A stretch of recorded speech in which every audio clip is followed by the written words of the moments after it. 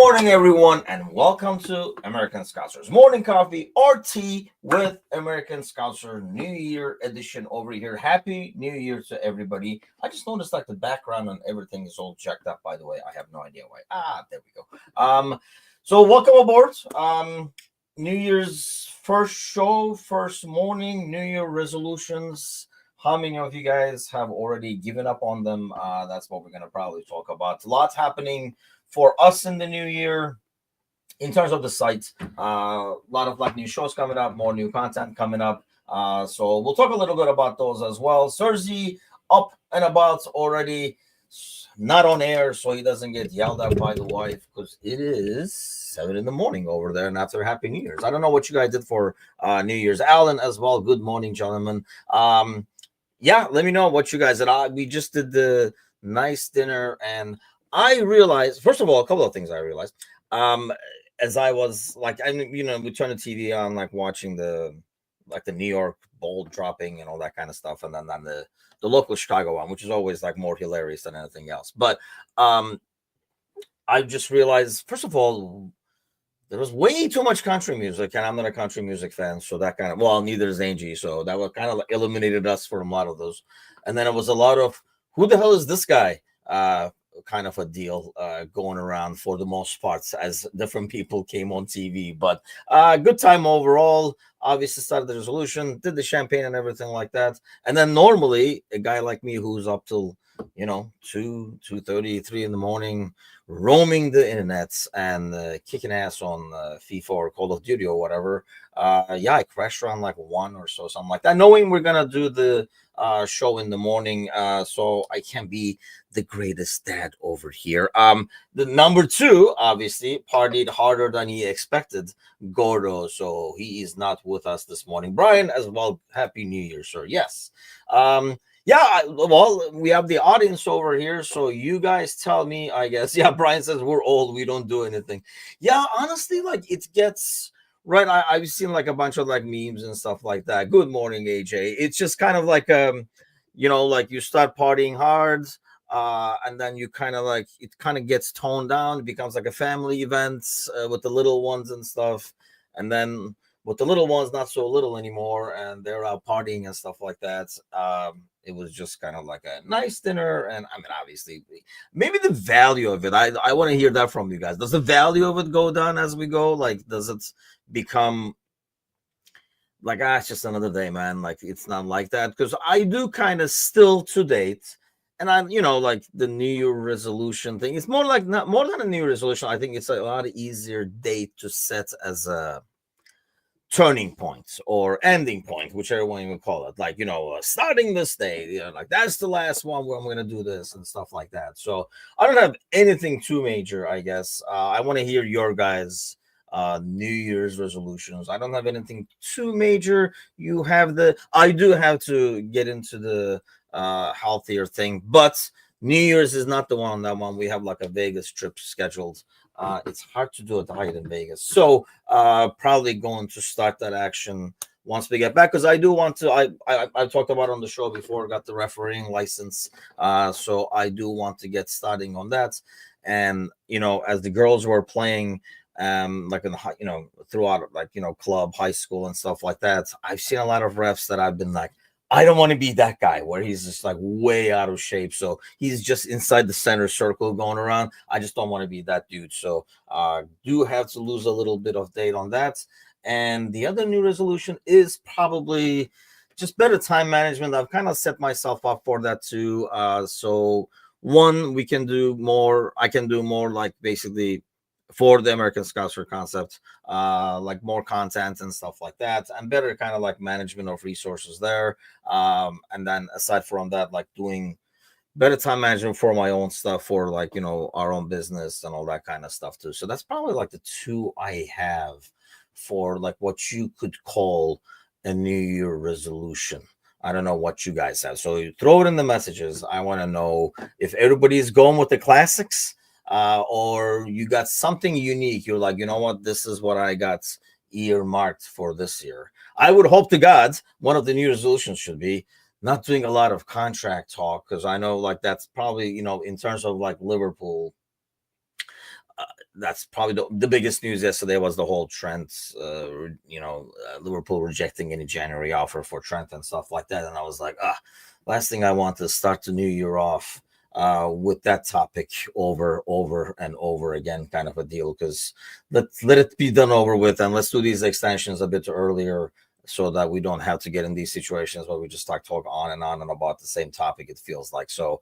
I just want it done and over with. That would be, I don't know if that's my New Year resolution or that should be the club's New Year resolution. But yeah, throw your New Year's resolution is well, there you go, buddy. Then you're not going to if your resolution was contract talks, you're out of any show I'm in.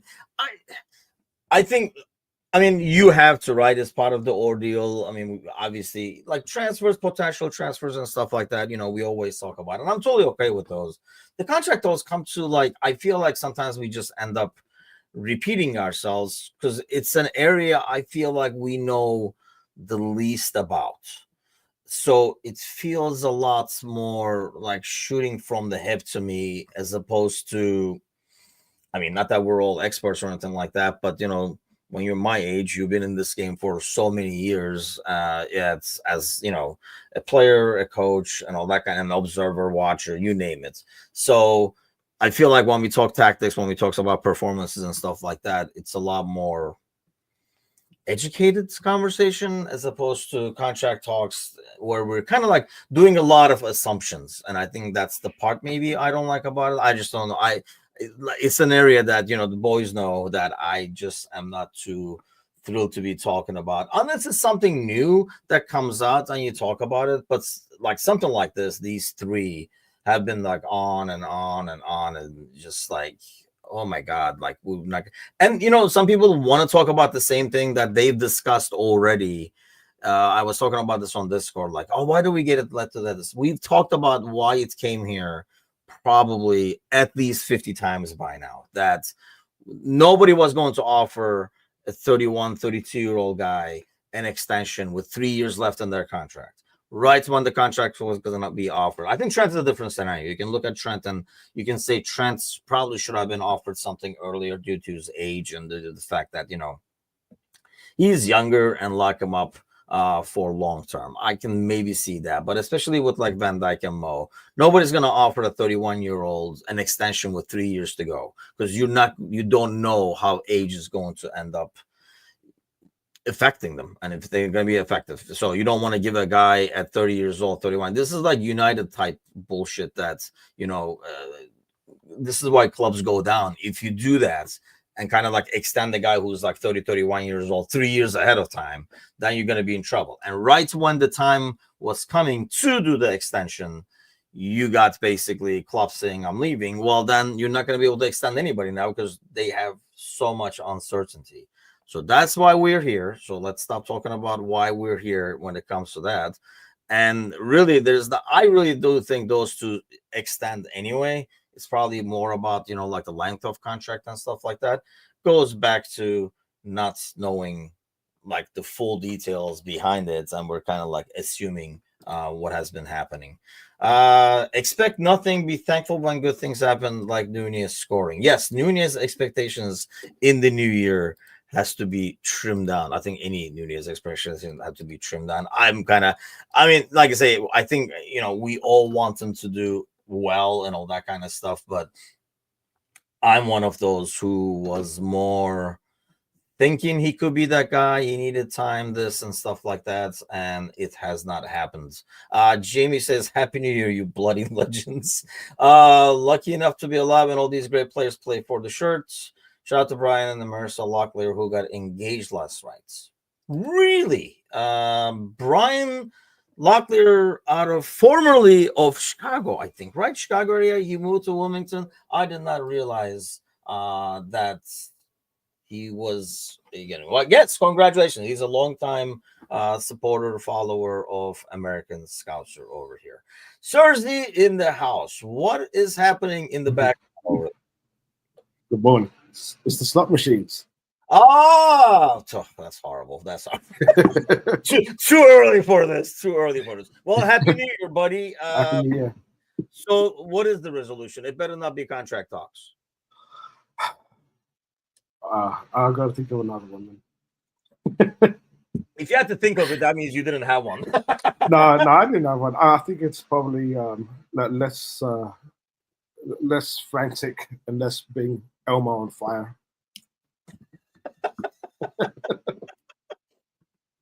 That's a good one. That's a hard one. That's the problem with that, right? Like I do that with a lot of maybe I have gotten better over it, but I think that's more age than me working on it. I think age has worked on it for me, kind of a deal. But like I think in the past, and I don't know, like like we have a lot of people in the audience who are obviously as into the like Liverpool and the sport as much as we are. I feel like growing up, when something happened, like a poor result happened, I feel like I would carry that for a lot longer throughout the day than I do now. Do you find yourself the same way? I think I've reverted back to that. I know when I was a kid, I was probably one of the few Liverpool fans in a school full of Tottenham and Arsenal fans. So when we did lose, it was a week of just hatred. Hated people. It was especially if we lost to Arsenal or Spurs. Like it was just no, it just yeah, getting to fights. It was just horrible. And then everything was it was pretty much like that until I just gave up once once Roger started. I think once Roy Hodgson took over and Gillette and Hicks took over, it was just all right, whatever. I just accepted what it's like probably to be a Man United fan right now. Just accept. Yeah, I was about to say, right? It feels like they're on the boat now. Yeah, and then Klopp brought me back in, and then I've become a kid again, but 10 times worse. Yeah, see, that's weird. I think that's a big part of it, though. The fact that I think, especially in the US, I mean, I depends on like, I guess, in but I mean, my basically, and that's why I kind of started American Scouts in the first place, but my Liverpool soccer, football, Premier League community is online. Yeah. So, like, it's not like I'm going to go out and the neighbor is going to be like, or something like that if we lost points, like nobody else probably within half a mile of me has any idea. So I think growing up, like obviously growing up like a Fenerbahce fan, if they lost to Galatasaray or something like that, I mean, you just did not. I remember not wanting to go to school because the abuse that you were going to get, like you just did not want to go to school and stuff. I mean, and there had been some games like like there was this famous game where Fenerbahce is down to 3-0 at halftime and they come back 4-3. I watched that game in school. I stayed in the dorms for like a year or 2 years, I think. I remember there was a room of 4 and we had 3, like the other 3 were Galatasaray fans in the room with me. Good dude. Shout out to Khan, actually. I know he occasionally watches and I know he actually does like a basketball show back home now. So I was like, it's halftime. I'm in the room, and these guys are like, just ripping into me, and it's like 3-0. What do you do? I mean, and that rarely happens, those kind of scores. I mean, that's the thing, like people who don't know like the prior United games and stuff like that. These 4-0s, 5-0, 7-0s and stuff are not like the norm. They're just like out there historic scores, That's I read people saying, is it gonna be 4 or is it gonna be 6 and stuff? It's like, dude, this is not a thing normally. Like this is really like United being this bad. But I remember like watching it, and then like Fenerbahce scored right in the beginning of the second half. Then they come back, they won 4-3. And I mean, I remember coming back to the room and these 3 guys were there and they were like, dude, just give us 5 minutes. Like you deserve to give us all kinds of shit, but just like leave for 5 minutes, come back. Like they had to like kind of, but that's what I mean. Like when those scores that really affected your entire life. Whereas now, if we have a bad score and I feel like this score or somebody is bringing me down too much, I can just basically not go online, and I can be like, you know what, I can just turn on Call of Duty or something like that, or PlayStation, PC gaming, whatever. I can kind of totally tune it out. Is that like a luxury we have here in the US? No, not at all. I think before this, before I met you on, I think it was Instagram. It was during COVID, and it's like the only outlet I had was my WhatsApp group, and everyone back in London. So when we're depressed, we're all depressed, and it was just. But then, obviously, I met you guys, and then I was like, "Oh, what do Americans know about football? All right, well, let's give it a go." And actually, surprisingly, you guys are worse than my friends back in London. But just going back to the highs, I remember like the Champions League final against Milan, and we were 3-0 down, and I remember at halftime, I went to pray, came back, and was like, "Wait," woke up, like came out of bed, and Alonso scored that penalty, and then I mean, you know what happened with the rest, and I was just unbelievable. And I lived in a town called Enfield, like North London. I was probably like probably one of a handful of Liverpool fans in that town. I left the house, got in my car, had "You Never Walk Alone" blasting in the car, Liverpool scarf. So I'm the only idiot around now in my town just driving around, and everyone's just looking at me like I'm a nut job. But that's the highs of being a Liverpool fan. Like the highs are the highest, and the lows are just. But here's the thing. I mean, I think this is why I feel like being able to shut down this stuff becomes better, because I know what you're talking about. Like, I'm in a couple of WhatsApp groups now, and what I don't like is sometimes people going just way over the top with the reactions. It's like, you gotta be shitting me. I mean, some of these chat groups I'm in, halftime of Arsenal game, these guys, because there are a lot of people, and I think I keep going back to this because you might be anti-FSG or whatever, right? There are a lot of people holding shit in their back pockets and just waiting for them to fucking take it out and like spew the poison. So what happens is they wait for a moment like this, and then they're like, "Oh, thank God, I can dump all this shit now." And then they just like base take it out. And you're like, dude, it's fucking halftime in an Arsenal game. Calm the fuck down. Like, just slot this, slot that. I mean, it was literally halftime of the Arsenal game. Yeah. And I know, like, I made a comment like, well, this I was like, man, this group turns dark like really fast over here on this team because they played a poor half. And it was like, oh, he's a yes man, should have known, blah, blah, blah. That's the thing. Like, when people go, I know we're all very emotional about it, right? And I get that. But there's something to be emotional, and being emotional doesn't always mean you have to be irrational too. Like, you can, in the heat of the moment, be like, "Oh, come on, Mo, what the fuck? Finish that," or something like that. I get that. But then if you're saying, like, after a poor result, 2 minutes after the game, is like, Mo is done, Mo is shit, and stuff like that because he missed two. That's what I mean. That irrational part of it, I can't connect to it anymore. So when I'm in those chats, that's all I see is people, like that. There's that game where, like, they're trying to direct these humans. If you don't, they just keep falling off the ledge. That's what it feels like. Just a bunch of people walking off the ledge. And it's just like, calm down. I don't know. Maybe I'm just getting too old where I'm like, dude, it's not I don't even know how that crept in. I know when I was as a kid, we wasn't exposed to football as much as we are now. So we would see the results in the back pages of the newspaper, or we had to, I don't know if you remember back in London, we had a thing called teletext and CFAX, and it was like that was the kind of social media back then. And you just go on the TV and you just get reports. So there was no fans jumping on or anything else. Like, back in the day, I didn't care who owned us. I didn't care whose contracts were about to expire. I knew nothing about it. All I cared about was the results, and that was it. And then I don't know at what point it just transitioned to like new sporting directors.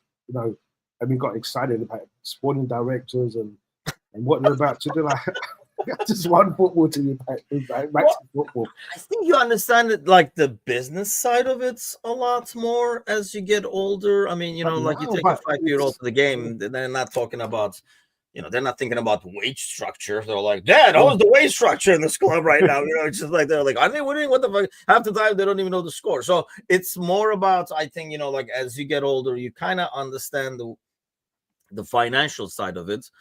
and in a bad kind of way.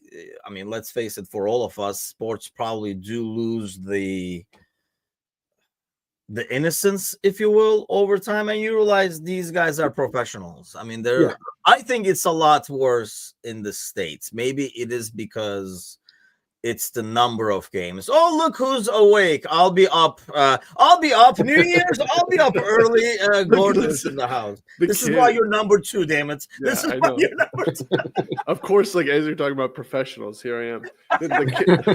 The kid, I literally is since he's been born has never let me sleep later than 6:30.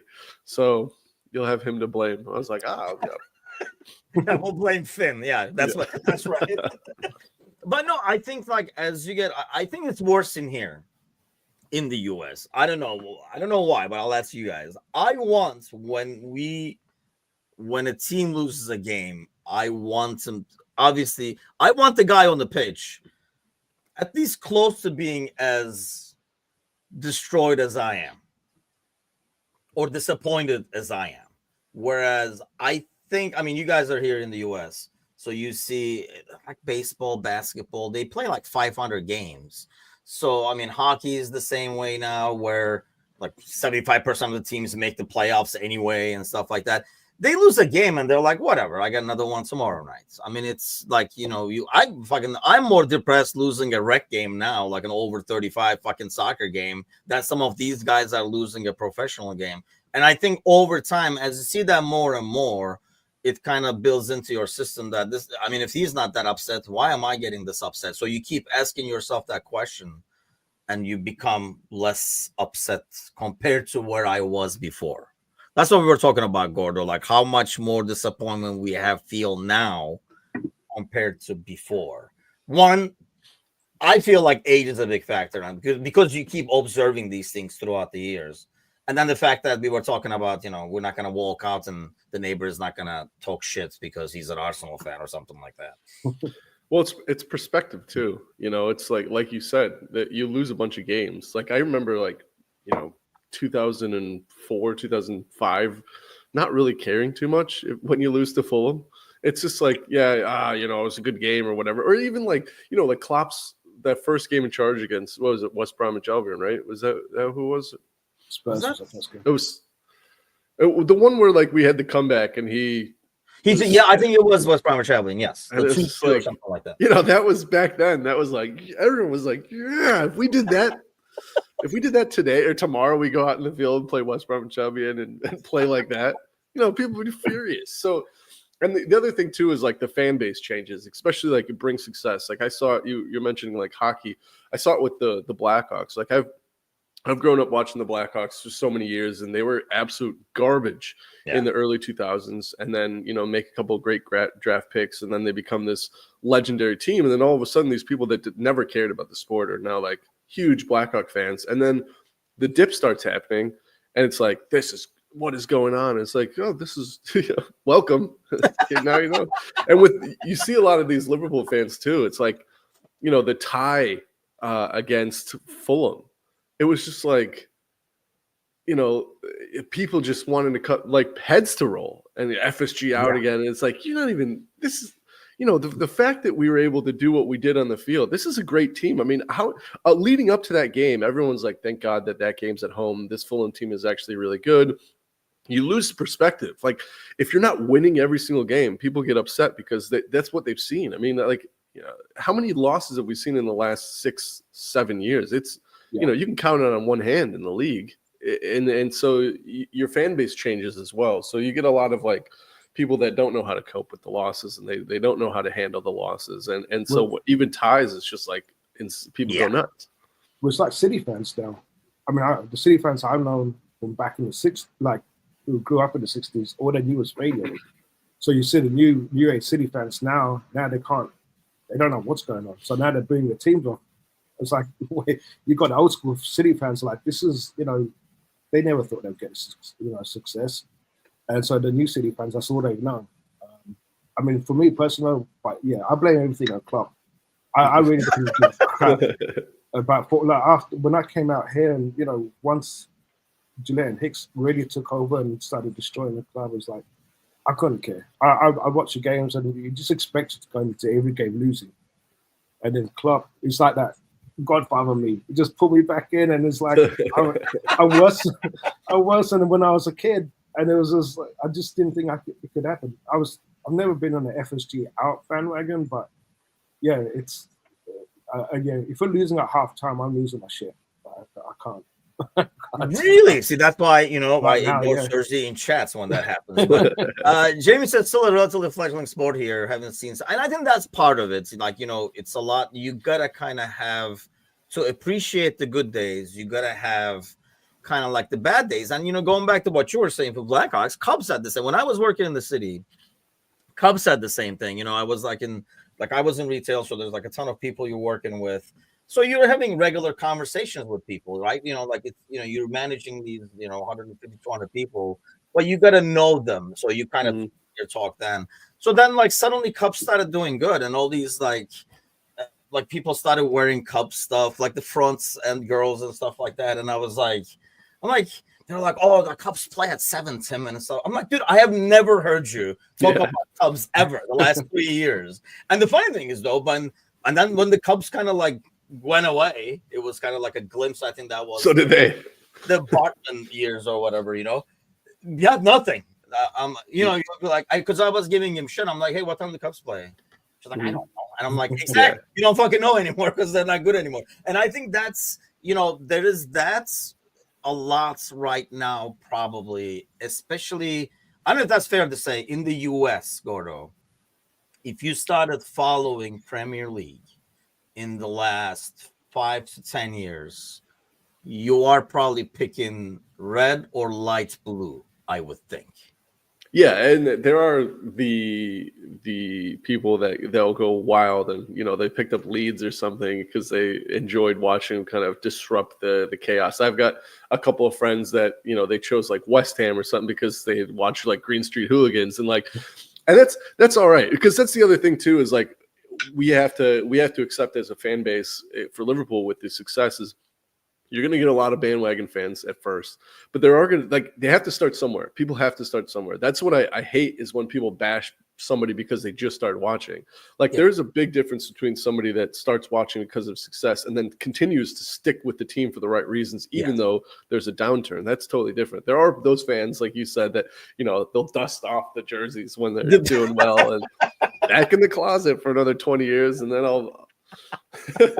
you know, bring it out as a party trick or whatever. You know, it's my Halloween costume. Right.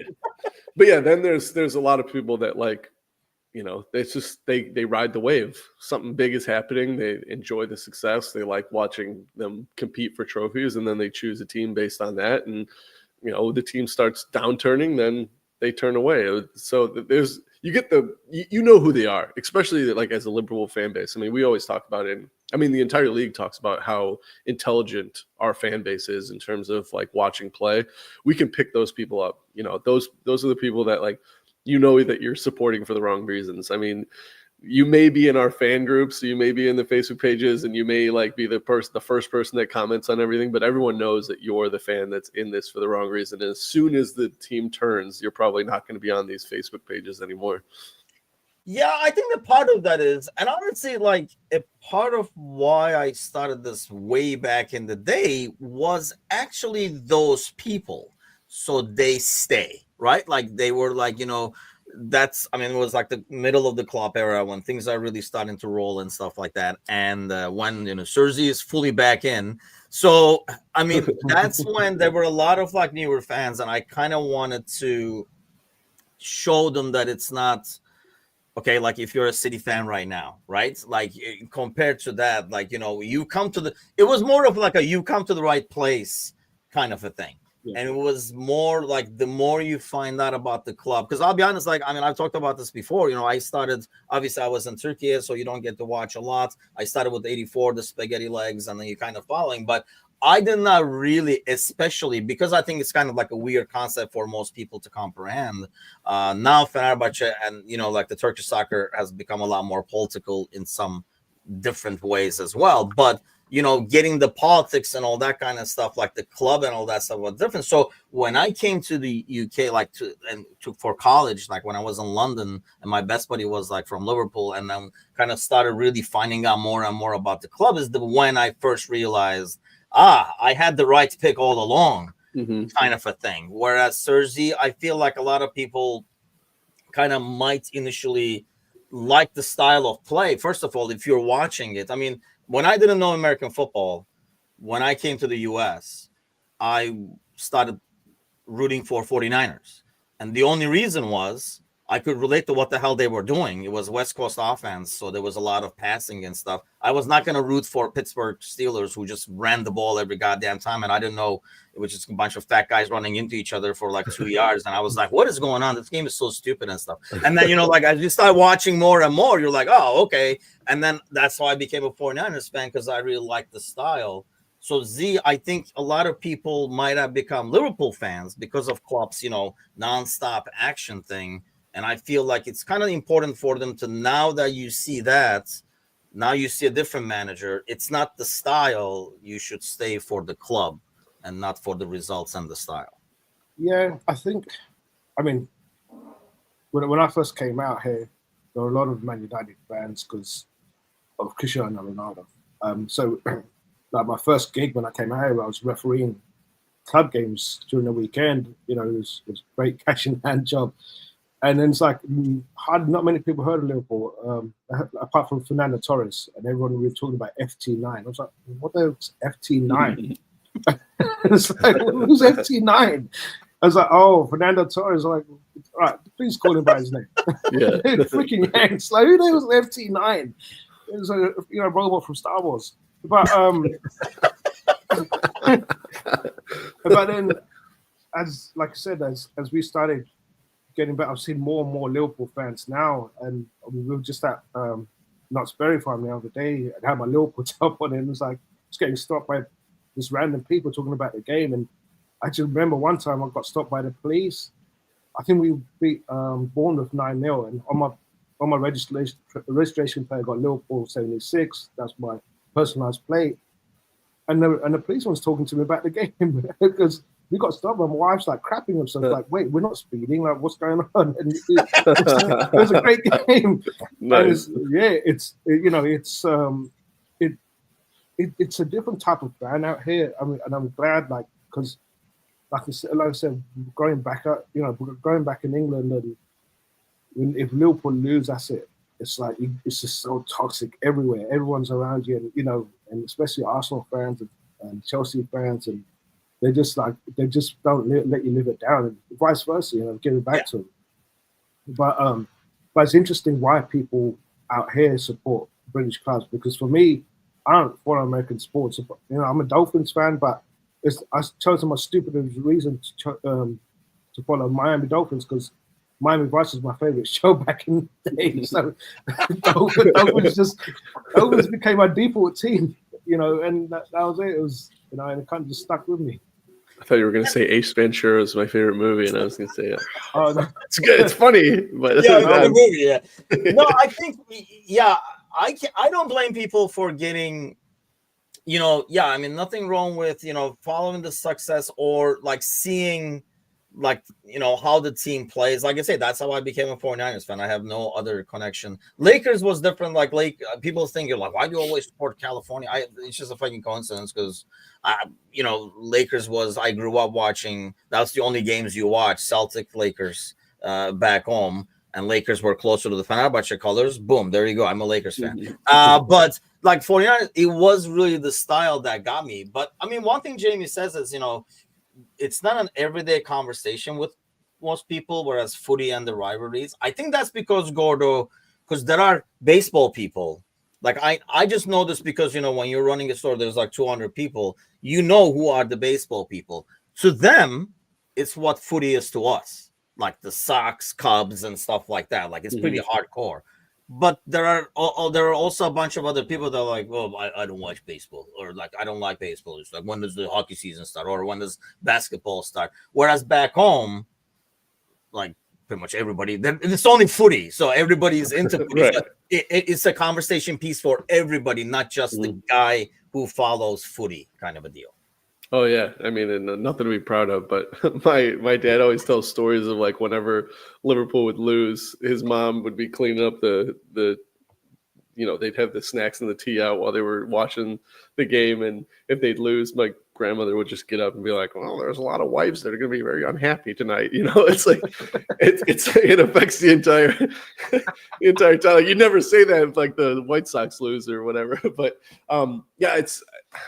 I think too the passion is what gets a lot of people, because like sports fans, especially like growing up in the U.S., like having a multitude of like decent sports to watch.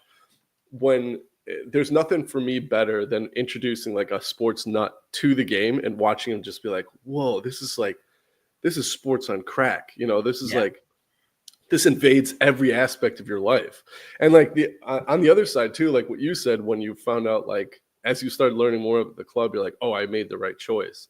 Like watching either side of that coin of like, I mean, we've seen it too. There's been people that in the early days of American Scouser, when they figured out that it's tied to political values too. This club is like deeply rooted, and you can't get away from it.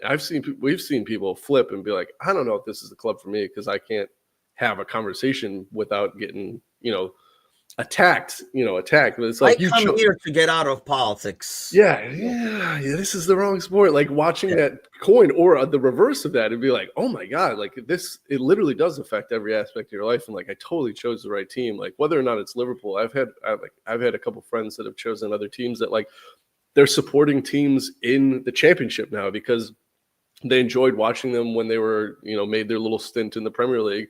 And then they're just sports nuts, and they love the ethos of the club. And they're like, oh yeah, I'm totally on board, and I'm jumping in on it. Actually, like with all this stuff in the background, when I have meetings, there was a guy, he's a Plymouth Argyle fan.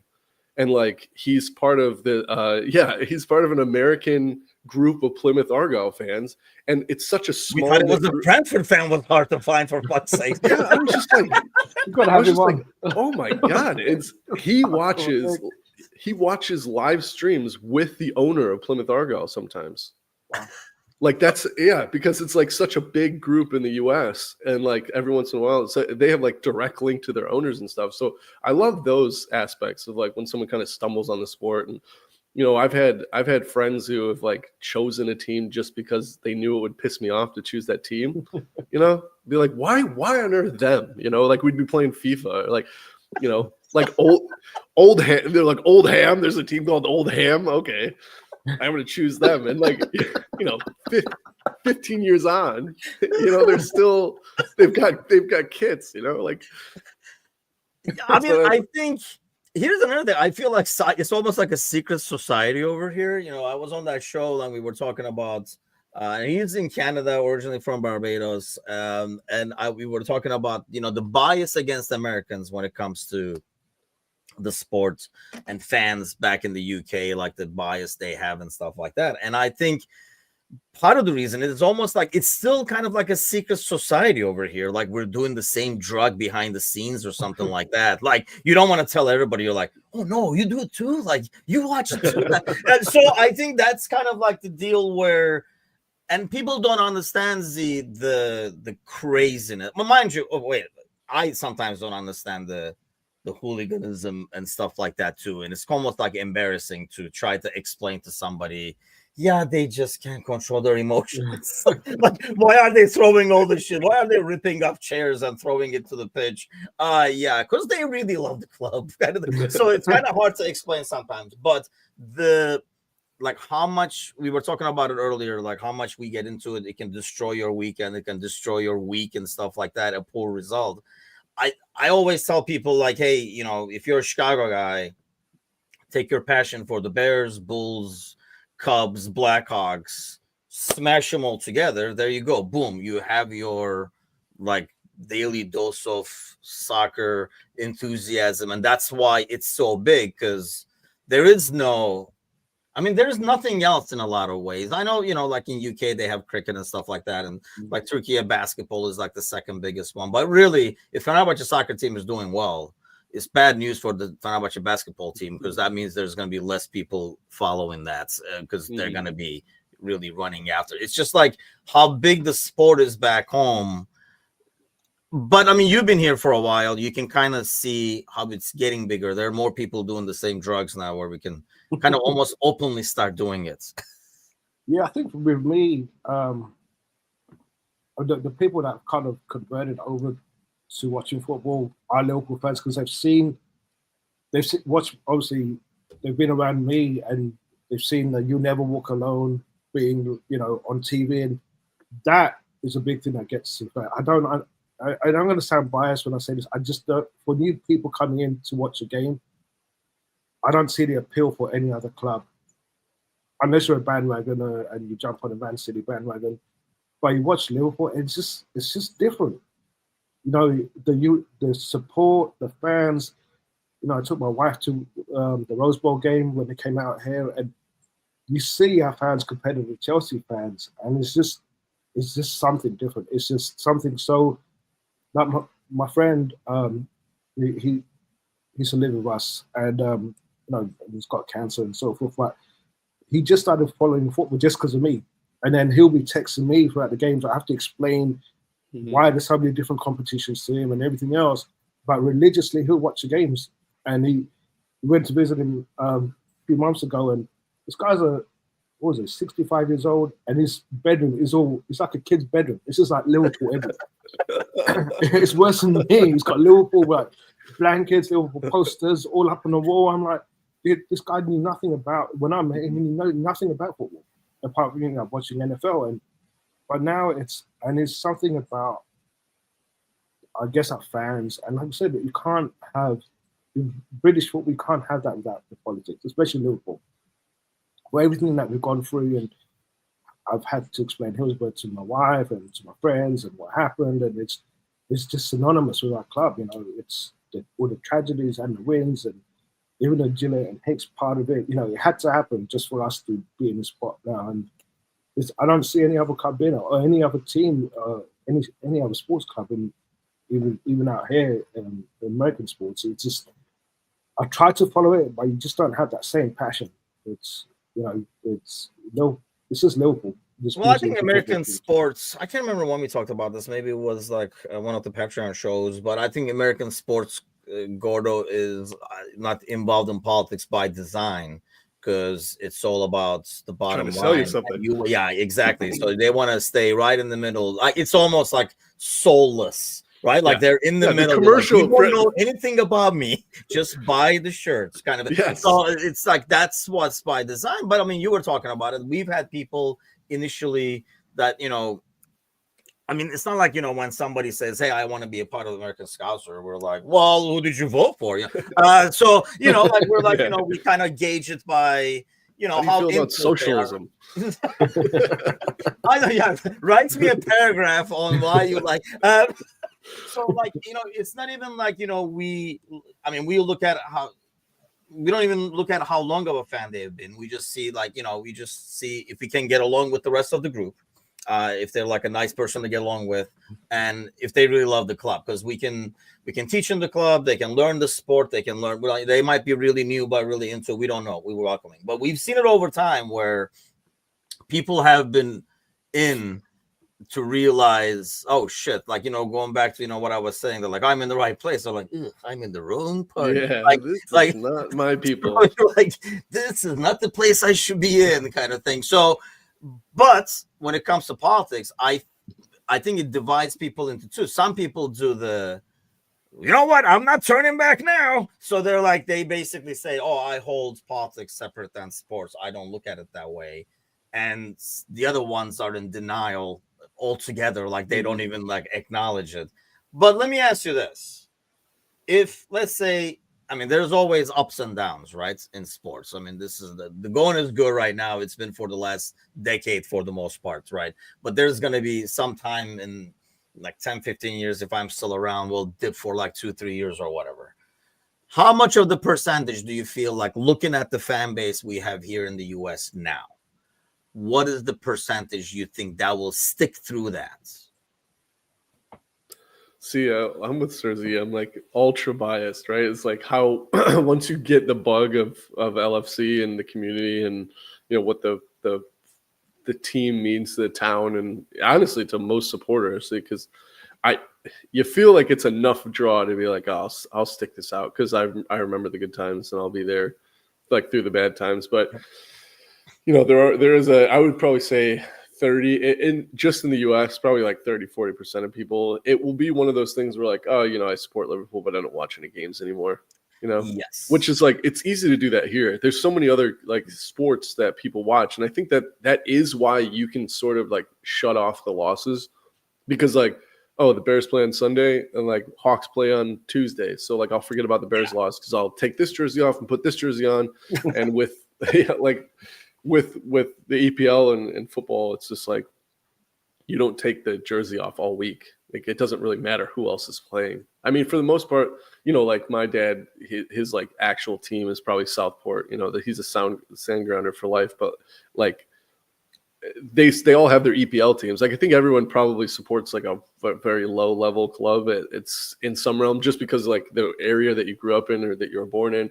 But like on the weekend, it's Liverpool red, and you don't take that off all week, and it does affect you. And like when you go into work after a Merseyside derby and Liverpool lose to Everton, like it does, you get stick all week for it, and you get stick almost all the way up until the game happens again. So I think it's just a different mentality of like, you can't escape. It's a bug, but I would imagine that it's a big enough bug that you'd ride the hard times out because of the good times and like the camaraderie of the team and the club. Yeah, I mean, Jamie says, I can't tell you how many people who witnessed the atmosphere in the pub for the Wilmington group who stay and keep coming back because of the songs, the pride, the victories. And I think that's part of it, but I feel there are a lot of people. So maybe I think the 30 to 40, I think is fair, because I think some people will be like, enjoying the mood right now and the atmosphere, so they keep coming back.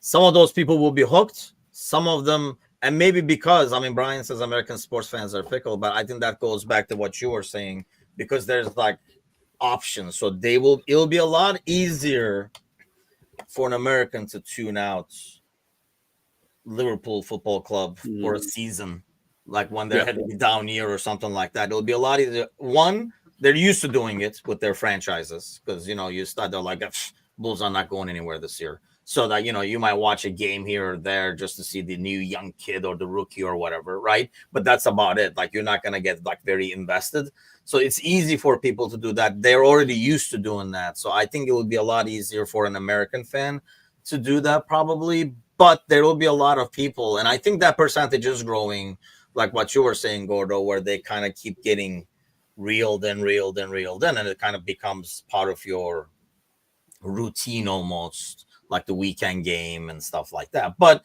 I mean, Z, obviously, like not even people who are there and are not not everybody is going to be, and probably good for them. I mean, honestly, I do envy people who do not get as invested at the same time. Part of me is like kind of like has an envy where they can totally erase it. Like we were talking about earlier, I've come to a point where I think I'm a bit more of happy medium. Angie probably would disagree that I'm in the happy medium. She probably thinks I've only gone back 5%. I feel like I have really matured, but she would probably disagree. But I think, not a lot of people are as invested, Z, as probably we are. Yeah, I think you're probably right, especially new fans. I mean, for me, like, I found new ways of becoming superstitious. I found every time we let a goal in or halftime, I'll change my shirts and, I'll sit upside down. Well, whatever it takes for us to score and win. And my wife's looking at me like I'm freaking nuts. And then I have to. They just don't get it. You just don't. Like, it's just something about sports, and you just don't. It's the only thing that can emotionally just make no sense. and it's Liverpool. But I was fine before Klopp took over, and I was fine. I was just happy, just accepting loss, and just accepting life. And then, Klopp came along, and he just like ruined everything and made me believe again. I'll tell you, like, this is peak superstition. So, in 2020, we ended up, like, obviously with COVID, it affected everybody. So it was just a shitty year, and like my wedding had been bumped, and then they like had to cut all the people out, and so it was just a shitty year. Then we moved, and we found out we were pregnant, which is great. But then my wife had like a terrible pregnancy. At the same time, like Liverpool is having like the worst. You know, Virgil van Dijk gets injured by Pickford, and then from then on out, like the season just plummets. Like we're in the middle of the middle for Liverpool because they only count the top half of the table. Liverpool doesn't move past 10th, so technically we're middle of the table. That's and then we're struggling.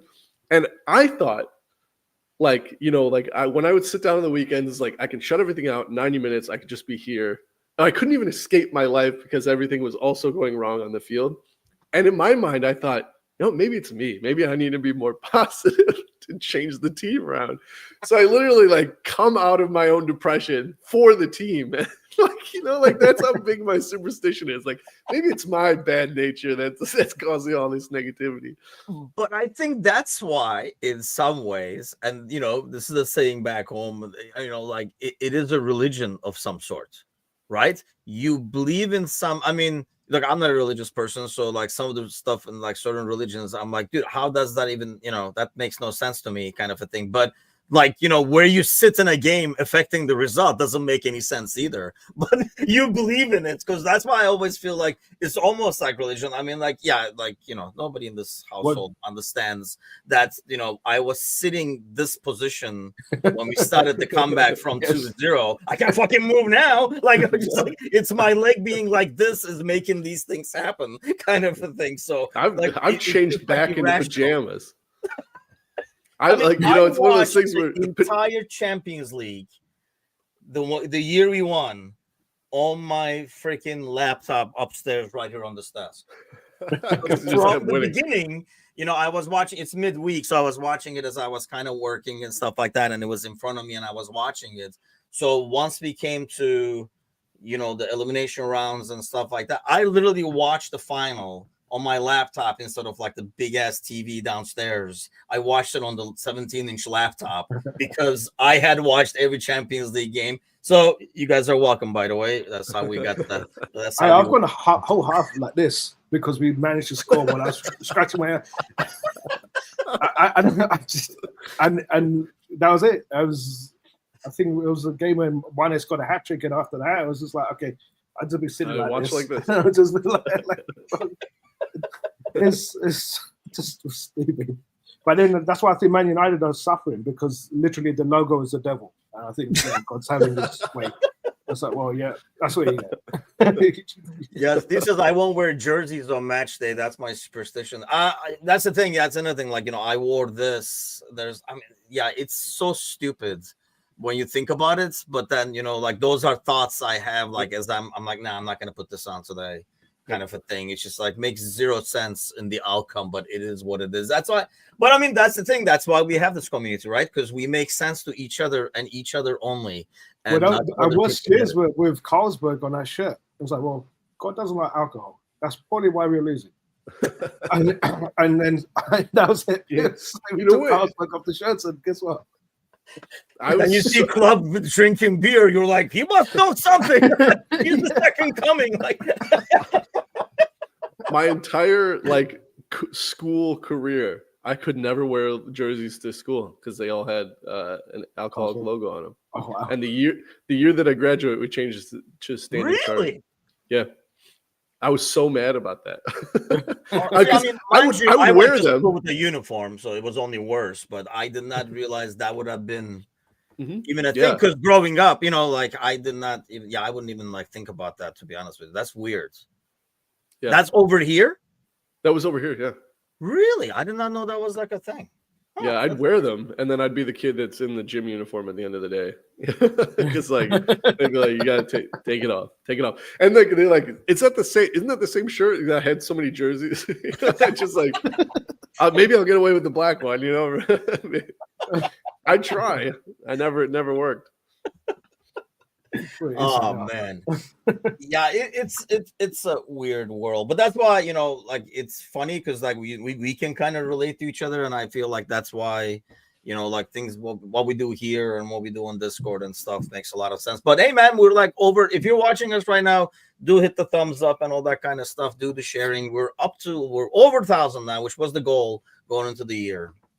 So now we have brand new goals, but pretty soon we'll be going back to 5 days a week for the morning shows. So some will be solo, some will be the regular crew and stuff like that. So that should be interesting. More content coming in. For example, we're going to be doing a lot more watch alongs. We're doing one later today. Gordo, are you joining that one still? Brentford Arsenal, or are you going to use Finn as a different excuse? No. I'm just saying. Yeah. I'll be on. We have Glenn, the Brentford fan, who's going to be joining us watching Brentford versus Arsenal and stuff like that. So, yeah, a lot's coming your way over here. New Year's resolution, by the way, before you joined, before Finn stopped you from joining, what is your New Year's resolution, Gordo?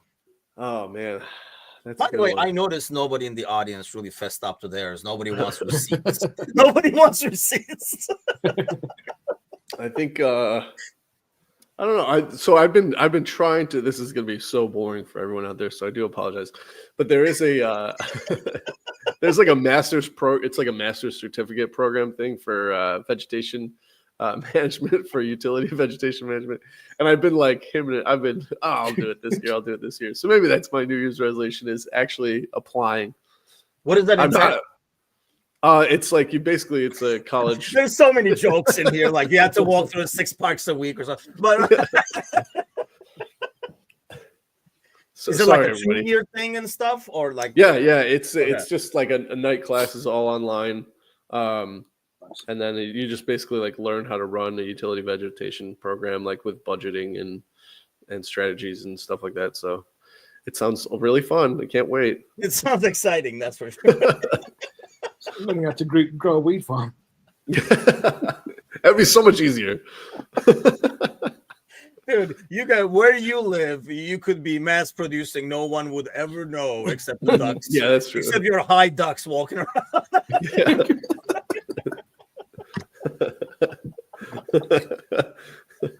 But yeah, thanks to all those joining us this morning. Happy New Year's to everybody. The game is like in an hour and a half or something like that, right? So we'll be right back with the watch along. So do tune in for that. We'll probably talk about some miscellaneous stuff over there throughout. We're gonna have literally like a Brentford insider at all times. Yes. So it's going to be exciting, and we'll be all rooting for the same team, which is better. I was trying to get Alan to join us from the panel too, like have an Arsenal fan there, so we can kind of like, you know, get them to go against each other, but like that was a foul, wasn't it? You know, and see if they get into a fight. But no Arsenal fans. So we'll all be rooting for Brentford. But have a great week, have a great year, everybody. And then if you want to join us, do join us for the watch along. We'll be back shortly. Take care.